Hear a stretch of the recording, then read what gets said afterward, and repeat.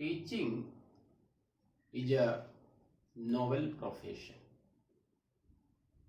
and teaching is a interpersonal relationship.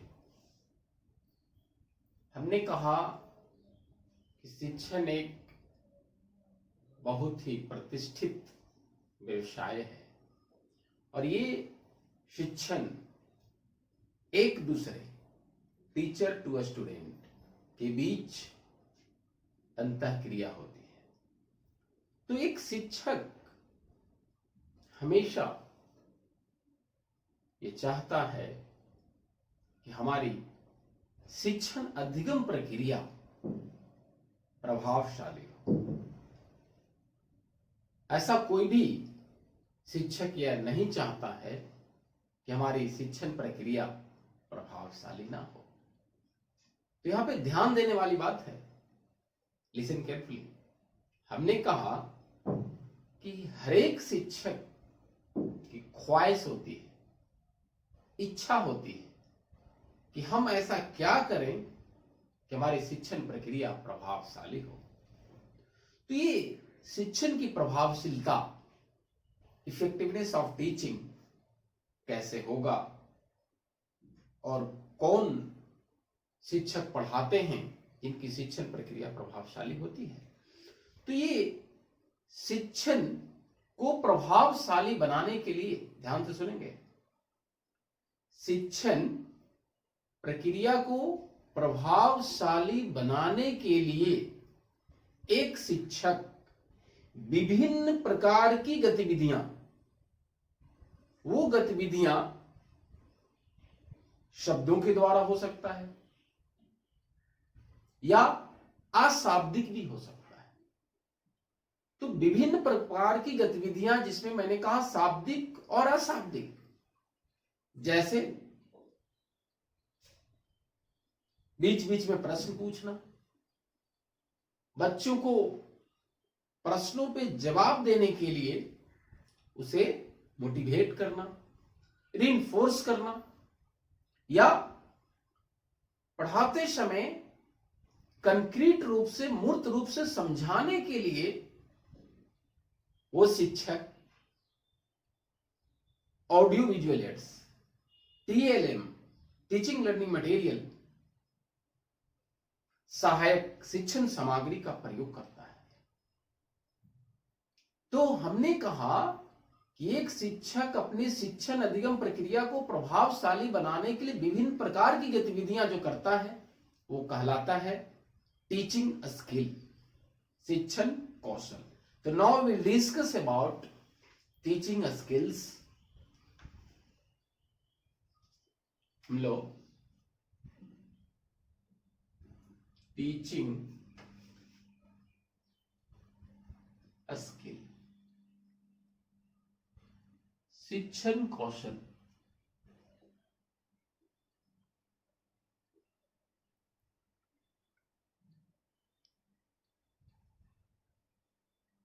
तो हमने कहा आपको और आप समझ गए होंगे कि शिक्षण कौशल होता क्या है।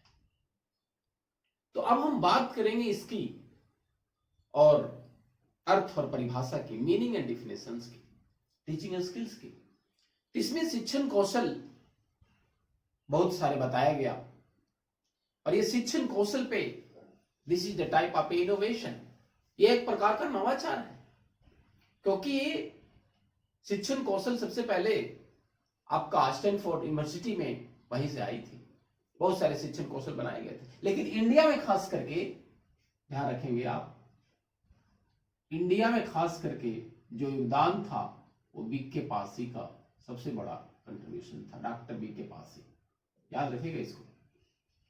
इनके द्वारा बुक भी लिखी गई है, बीके पासी के द्वारा एक बुक लिखी गई है, उसका नाम है माइक्रो टीचिंग, सूक्ष्म शिक्षण, सूक्ष्म शिक्षण। तो ये बीके पासी ने जो शिक्षण कौशल के प्रकार को बतलाया है, तो वही हम लोग देखेंगे। तो सबसे पहले हम लोग देख लें इसकी meaning and definition, meaning and definition of teaching skill. तो अब ये शिक्षण कौशल है क्या, हम देखें। Teaching skill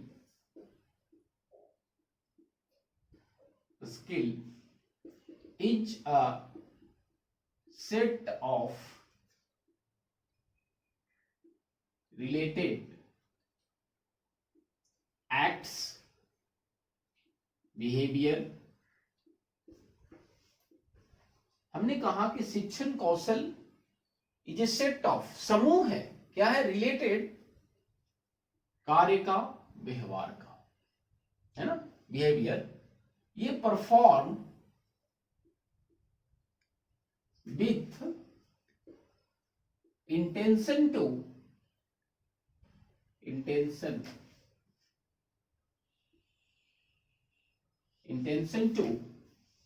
perform with intention to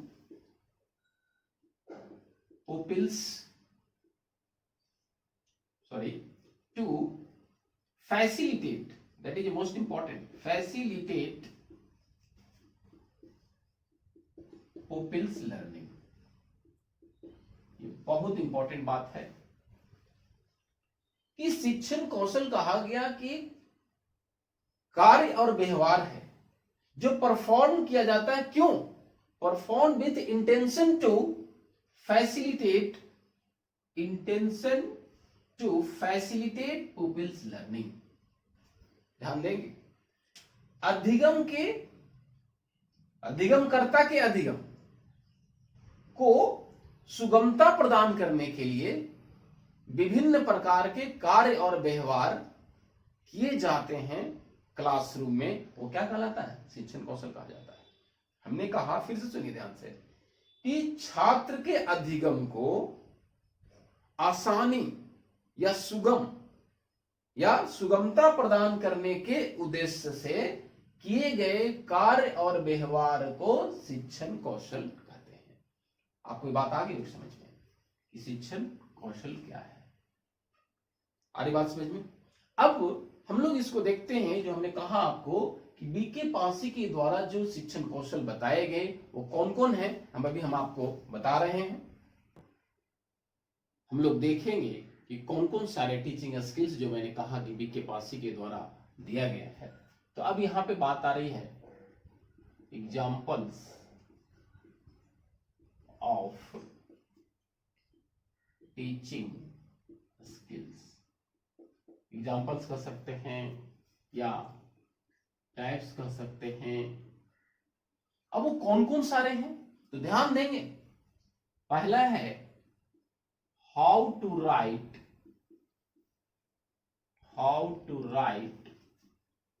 a specific objectives। बहुत ध्यान देने वाली बात है। विशिष्ट उद्देश्य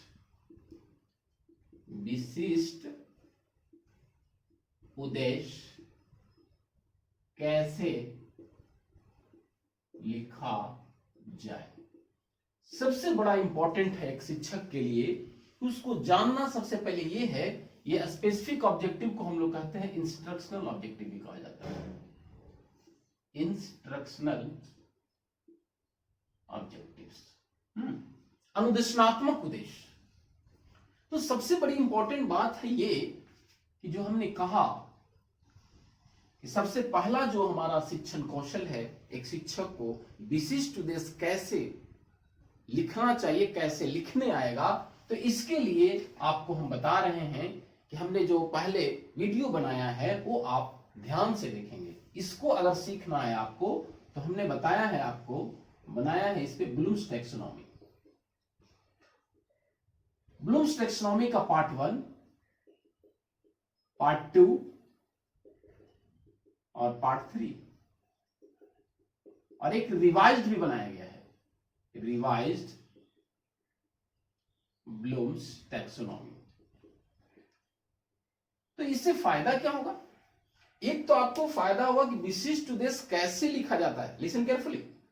दूसरी बात, अगर इस वीडियो को आप देखते हैं ध्यान से तो आपको सीटेट का पेडागोजी, ये तीनों वीडियो देखने से आपका सीटेट की जो पेडागोजी है वो चाहे साइंस की हो, ईवीएस की हो, मैथ की हो, या सोशल साइंस की हो, या लैंग्वेज 1 हो या लैंग्वेज 2 हो। ध्यान दीजिएगा, मैंने यहां पे बात क्या कह दिया कि सबसे पहले तो विशिष्ट उद्देश्य कैसे लिखा जाता है ये आपको सहायता प्रदान करेगा।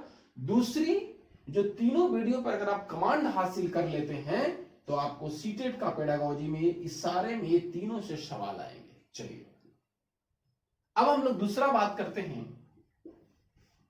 Introduction skill. इंट्रोडक्शन स्किल, इसको कहा जाता है इंडक्शन भी कहा जाता है, सेट इंडक्शन। कहने का मतलब इसका हिंदी है प्रस्तावना कौशल। प्रस्तावना कौशल कहने का मतलब क्या है कि एक शिक्षक को जो दूसरा कौशल की जो जानकारी होनी चाहिए, प्रस्तावना कौशल होना चाहिए। कि जब एक शिक्षक क्लासरूम में प्रवेश करता है तो जो आप प्रकरण पढ़ाने वाले होते हैं वो डायरेक्ट कि आज हम लोग ये पढ़ेंगे ऐसा नहीं करना है, ध्यान देना है। एक शिक्षक जो इफेक्टिव टीचर होते हैं वो क्लास में जाने के बाद चलो जी क्या पढ़ेंगे, लिख दिए, शुरू कर दिए, नहीं, दैट इज रॉन्ग। आपको सबसे पहले क्लासरूम में जो टॉपिक पढ़ाने वाले हैं आपको पूर्व ज्ञान से, प्रीवियस नॉलेज से आपको जोड़ना होगा। टू कनेक्ट, ध्यान दीजिएगा, टू कनेक्ट प्रीवियस नॉलेज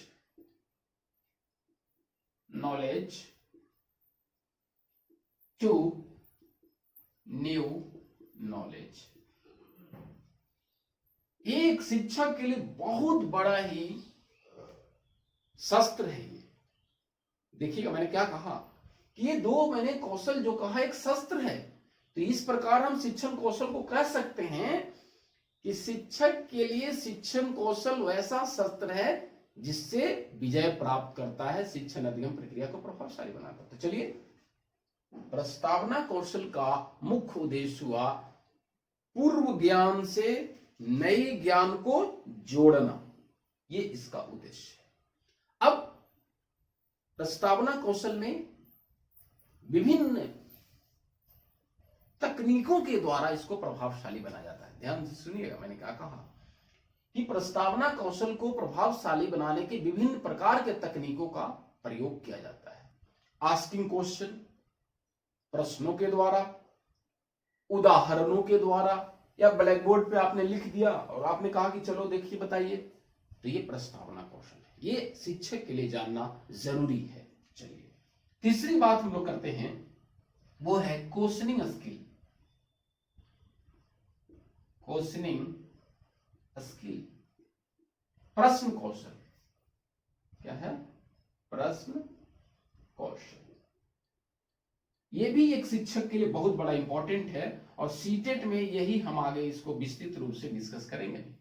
इसके बाद तो हमने क्या कहा कि तीसरा जो हमारा प्रश्न कौशल है, तो प्रश्न कौशल पे एक शिक्षक को कमांड, महारत, निपुणता हासिल करना है। कहिए वाई? इसलिए कि कहा गया कि अगर आप केवल आंसर जानने का प्रयास करते हैं, नोइंग आंसर्स, तो आप केवल आंसर जानने का प्रयास करते हैं तो आप विद्यालय में सफल होंगे। ध्यान दीजिएगा मैंने क्या कहा। अगर आप उत्तर जानते हैं तो विद्यालय में जो क्वेश्चंस आएंगे वो आपका आंसर देने में सफल होंगे। लेकिन अगर आपको क्वेश्चन करने आ गया तो आप जिंदगी की परीक्षा में सफल होंगे। तो इसलिए यहां पे बात आ रही है कि एक शिक्षक को प्रश्न कौशल करने आना चाहिए। अब प्रश्न कौशल में क्या क्या बातें होगी ये हम लोग इसको डिटेल जब बात करेंगे तो अध्ययन करेंगे। चलिए चौथा है प्रोबिंग क्वेश्चनिंग। प्रोबिंग क्वेश्चनिंग, इसका हिंदी है खोजपूर्ण। खोजपूर्ण या खोजपूर्ण कौशल। अब कहिएगा सर ये क्या है? प्रोब, ये है प्रोब मीन्स होता है टू सर्च। अब ये ध्यान दीजिएगा, खोजपूर्ण कौशल या हिंदी में अनुशीलन कौशल भी कहा जाता है। अब ये कौशल का प्रयोग यहां करेंगे, एक शिक्षक कैसे करता है। सपोज जब एक शिक्षक क्लासरूम में प्रवेश करता है, और हमने अभी कहा कि शिक्षण अधिगम प्रक्रिया कौशल को प्रभावशाली बनाने के लिए या प्रस्तावना में मैंने कहा भी प्रश्न पूछता है, ध्यान दीजिएगा। तो प्रस्तावना में हमने प्रश्न पूछा, तो जब हम प्रश्न पूछते हैं तो अधिगमकर्ताओं द्वारा उनके तरफ से जवाब आता है आई डोंट नो, मैं नहीं जानता, या आधा अधूरा जवाब देता है, या बोला और चुप हो गया। तो आपको यही सर्च करना है, वो स्पष्ट रूप से जवाब नहीं दे रहा है, आधा अधूरा दे रहा है, या कहा कि मैं नहीं जानता हूं, वहां पे इस कौशल का प्रयोग करते हैं। आ रही बात समझ में? चलिए पांचवा हम लोग देखते हैं, वो है रीइंफोर्समेंट। रीइंफोर्समेंट स्किल, इसका हिंदी है पुनर्बलन कौशल। पुनर्बलन कौशल ये क्या है भाई? शिक्षक को ये भी आज जो इंपॉर्टेंट है, इसको भी कौशल को ज्ञान होना चाहिए। पुनर्बलन कौशल, रीइंफोर्स, यहां जो बात है रीइंफोर्स, कहने का मतलब पहले से उसके पास योग्यता, क्षमता, बल है, लेकिन आपको क्या करना है? रीइंफोर्स। जो मैंने कहा कि अभी आप प्रश्न करेंगे, हम प्रश्न करते हैं, आप जब जवाब देते हो तो अधिगमकर्ताओं के तरफ से जवाब आता है, तो आपको उसको रीइंफोर्स करना है। कैसे करेंगे? गुड, वेरी गुड, एक्सेलेंट, ये शब्दों के द्वारा। ये जो शाब्दिक पुनर्बलन है, अशाब्दिक पुनर्बलन भी होता है, सकारात्मक शाब्दिक होता है, हाँ, सकारात्मक, अशाब्दिक, नकारात्मक भी होता है। तो अभी हम लोग उसको बाद में डिटेल पढ़ेंगे, लेकिन यहां पे बात यह है कि एक शिक्षक को पुनर्बलन कौशल का प्रयोग तब करता है जब छात्रों के द्वारा जवाब आता है, तो प्रयोग क्या करता है? Good, very good, excellent. अब आगे देखते हैं नेक्स्ट, छठा, ये क्या है? Stimulus variation. स्टिमुलस वेरिएशन, इसका हिंदी है उद्दीपन परिवर्तन, उद्दीपन परिवर्तन कौशल। अब यहां पे बात है जो शिक्षक के लिए इंपॉर्टेंट क्या है, ध्यान से समझिएगा इसको। हमारा जो स्टिमुलस है, स्टिमुलस का हिंदी क्या है? उद्दीपन। कहने का मतलब है कि गैदरिंग इंफॉर्मेशन या डेटा फ्रॉम चिल्ड्रेन, अधिगमकर्ताओं से सूचना प्राप्त करना है। सूचना प्राप्त करना मतलब हमने क्वेश्चन किया तो वो स्टिमुलस हुआ, वो जवाब दिया, रिस्पॉन्स हुआ, है ना। या स्टिमुलस हुआ कि जैसे कि नीडल है, अभी नीडल है तो हमने हाथ में ऐसे करते तो पिंच करता है, दैट इज ए स्टिमुलस, और वो हम और आप रिस्पॉन्स की कि हाथ को हटा लिए। तो कहा गया कि यहां पे एक शिक्षक को ये गुण, ये कौशल में मास्टरी होनी चाहिए कि जब आप क्लासरूम में पढ़ा रहे हो तो बॉडी लैंग्वेज, फेशियल एक्सप्रेशन या मूवमेंट, चल की बात है, मूवमेंट की बात है, ये सारी चीजें आपको ध्यान में रखना होगा। या जो आप प्रकरण को डिलीवर कर रहे हो, पढ़ा रहे हो, तो वहां पे फ्लैक्चुएशन इन साउंड, आवाज में उतार चढ़ाव होनी चाहिए, उद्दीपन परिवर्तन कौशल। या कभी कभी विराम भी होने चाहिए, पॉज भी होनी चाहिए। अब पॉज का क्या महत्व है, ध्यान समझिएगा इसको। कभी कभी क्लासरूम में अगर ज्यादा नॉइस हो रहा है, हल्ला हो रहा है, आप चुप हो जाइए, तो अधिगमकर्ता से हमारे सर को क्या हो गया, सर तो चुप हो गए, तो वहां पे आपको ये कौशल को काम आएगा।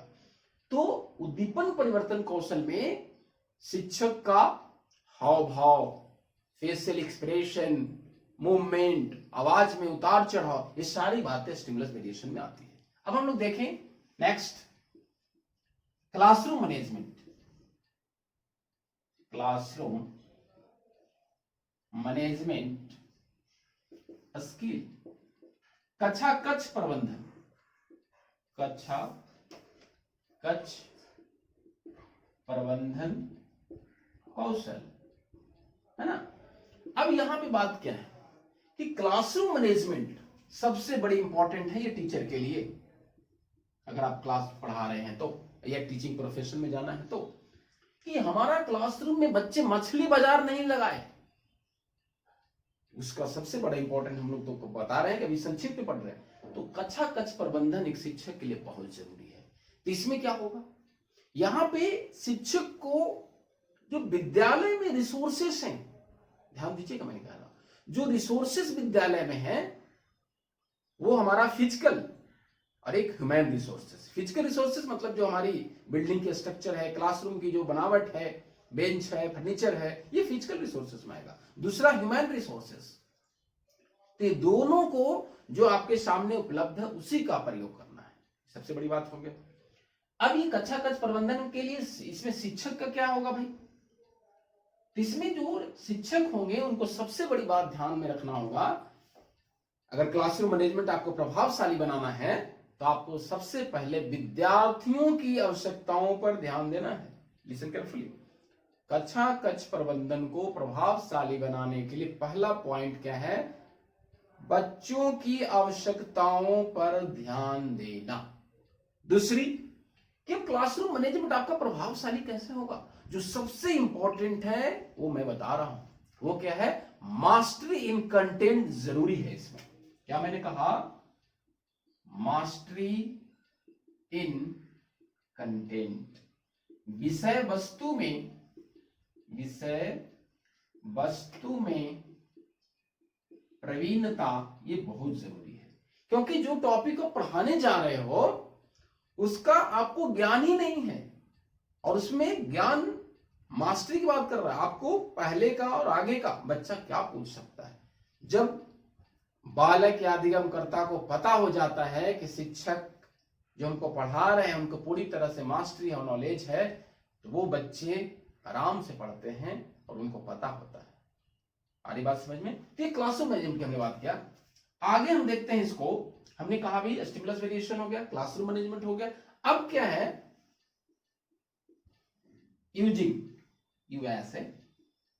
Using of black board. अब ये कहा गया कि ये क्या है सर, ब्लैक बोर्ड। श्यामपट्ट कौशल भी एक आपको होनी चाहिए कि जब एक शिक्षक श्यामपट्ट पे लिखे तो थोड़ा ऐसा लिखे कि बालकों को दिखाई दे, और अक्षरों का आकार, और सबसे बड़ी बात है शेप ऑफ लेटर। तो ठीक है कि पीछे वाले बच्चों को दिखाई दे, लेकिन सबसे बड़ी यहां पे है ब्लैक बोर्ड राइटिंग में कि आप जो है शुद्धता का ध्यान रखना है, गलत नहीं लिखा जाता है।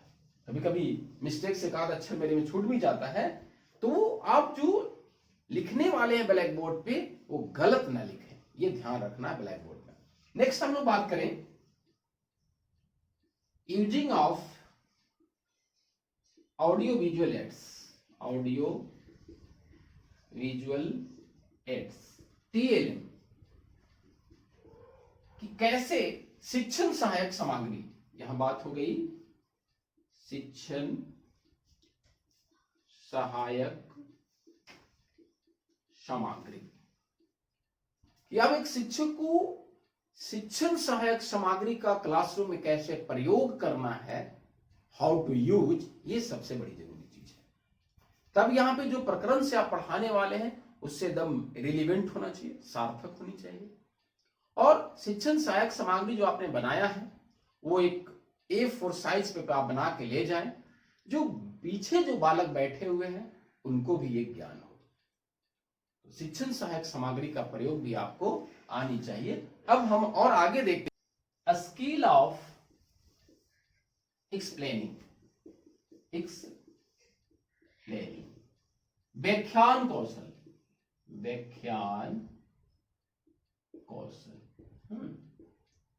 यहां पे क्या है, खास करके सोशल साइंस के जो शिक्षक होंगे उनको व्याख्यान कौशल आनी चाहिए। कहिएगा सर अभी व्याख्यान कौशल क्या है?